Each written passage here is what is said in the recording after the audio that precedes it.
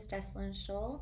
Today I will be presenting my evidence-based research project, and this is going to be called The Effects of Hippotherapy on Motor Control in Children with Cerebral Palsy.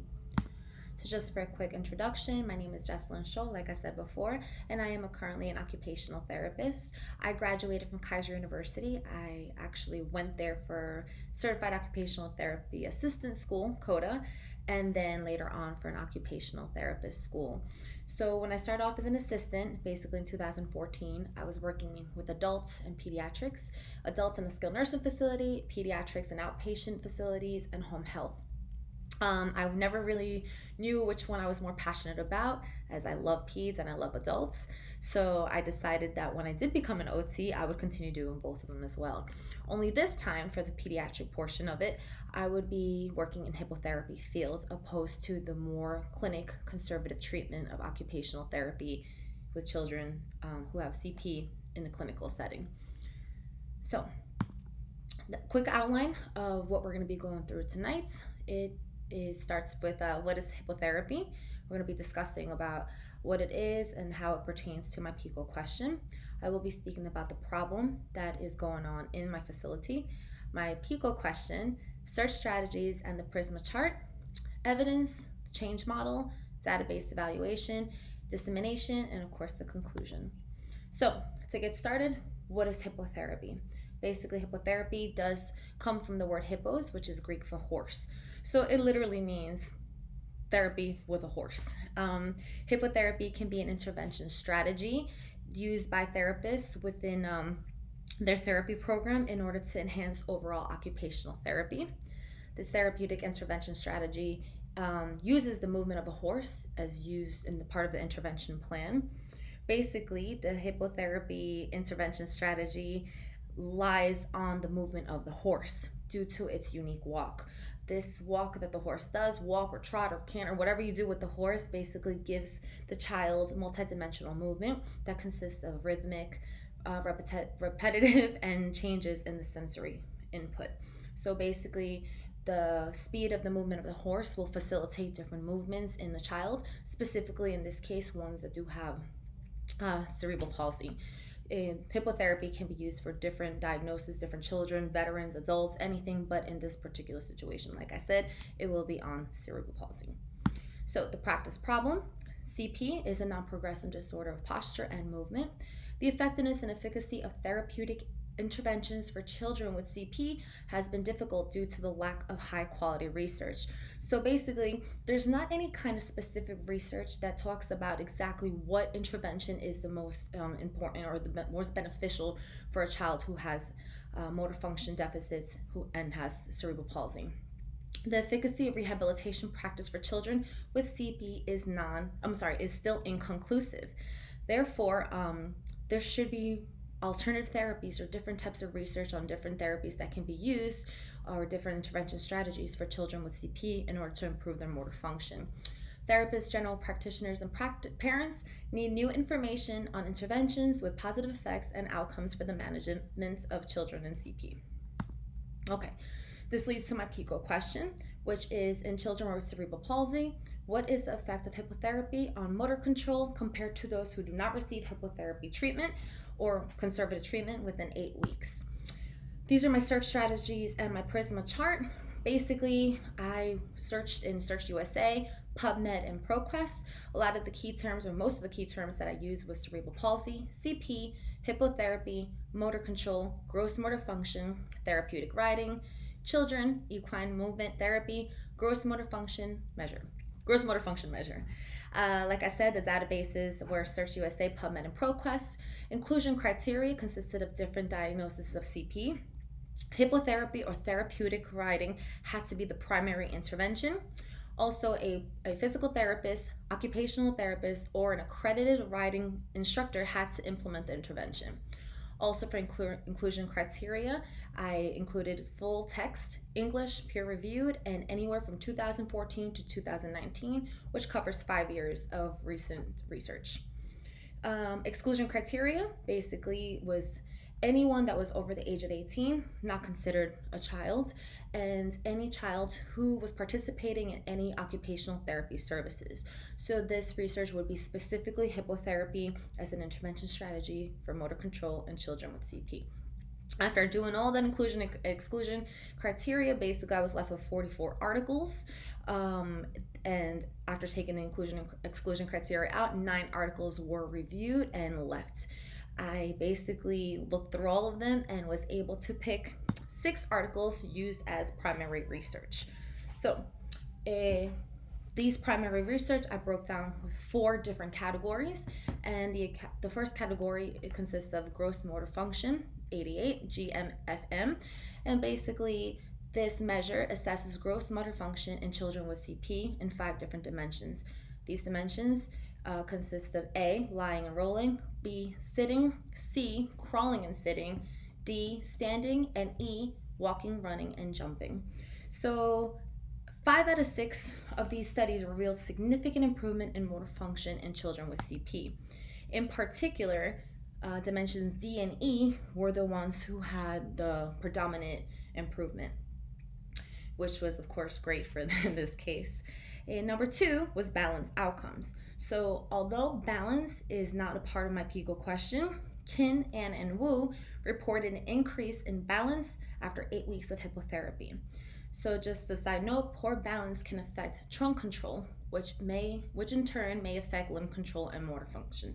So basically balance and motor function do go hand in hand, which is why it was important to put this as part of the main ideas, synthesis main ideas. For number 3, general hippotherapy on CP outcomes. Hippotherapy increased gross motor function and functional performance in children with CP. Not only hippotherapy, but also any kind of therapeutic riding revealed improvement in gross motor function. So basically this shows that any type of horse therapy or riding on a horse, whether it's actual hippotherapy or therapeutic riding, shows significant improvement in gross motor function. Also, the last one, number 4, is intervention frequency.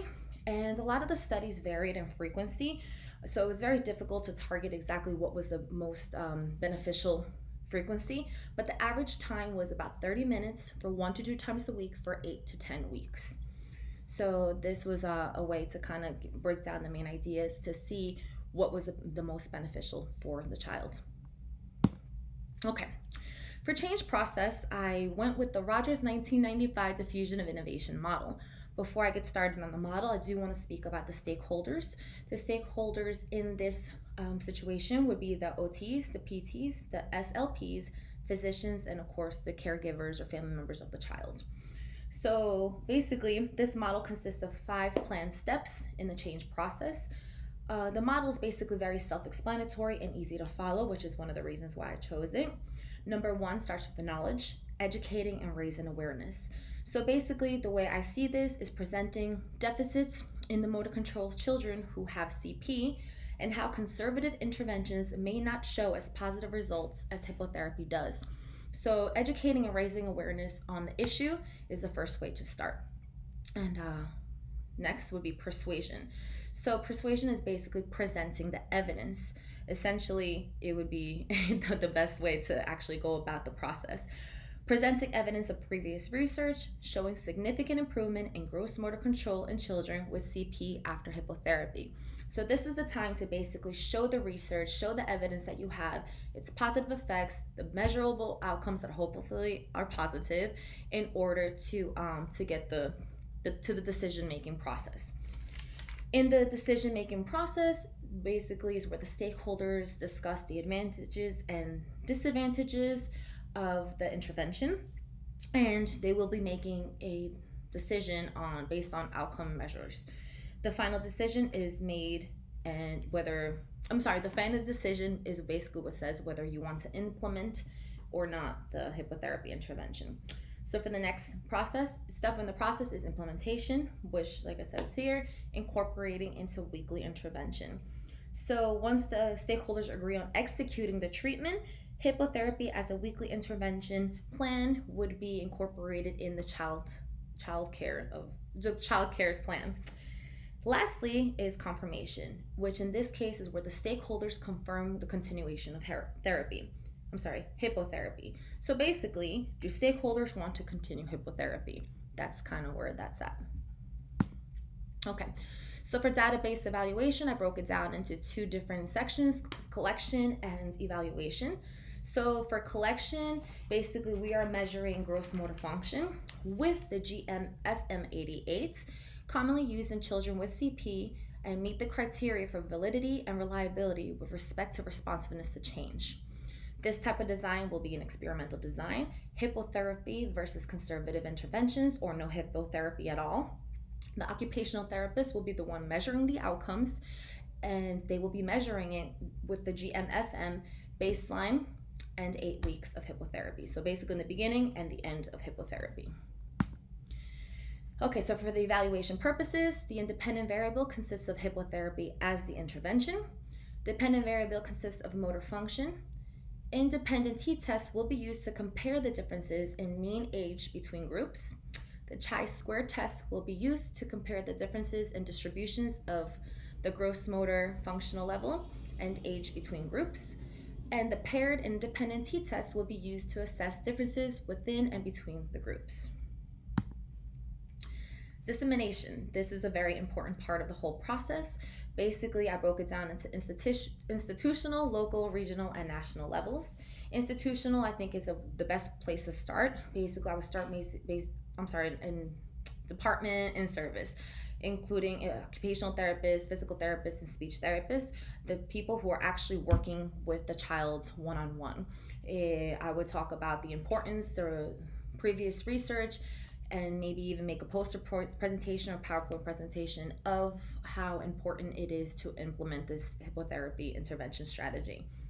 From the institutional department, from the institutional section, I would start department-wise and work myself up into upper management and service, which basically would consist about similar information. Next would be the local. I think that in this case scenario, it would be great to actually hold some kind of local conference or local in-service where different people can come in, all different types of stakeholders can come in and listen to the information given, or maybe even potentially go to a different therapeutic riding center, or another therapy practice where we can speak about the benefits of hippotherapy on motor control in children with CP.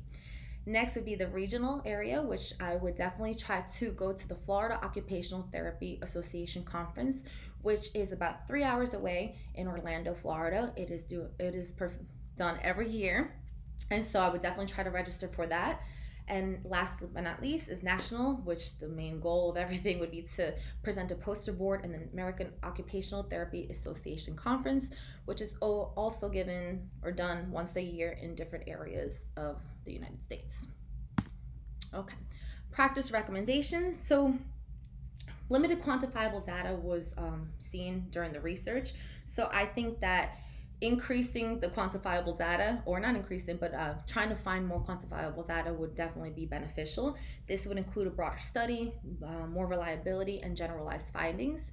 Like I said before, a larger sample, it would definitely be more beneficial opposed to smaller samples that we've had in previous research. Also, examining the effects of age on motor control. There has been studies done in the past where it shows that or it's questioned whether children who are younger versus children who are older would have more significant improvement in gross motor function. So I think basically trying to suggest further research into that would be great. Also, various types of CP. CP can incorporate, different CPs can be ataxic, athetoid, or spastic, not just one type of CP. Also, consistency in minutes and frequency.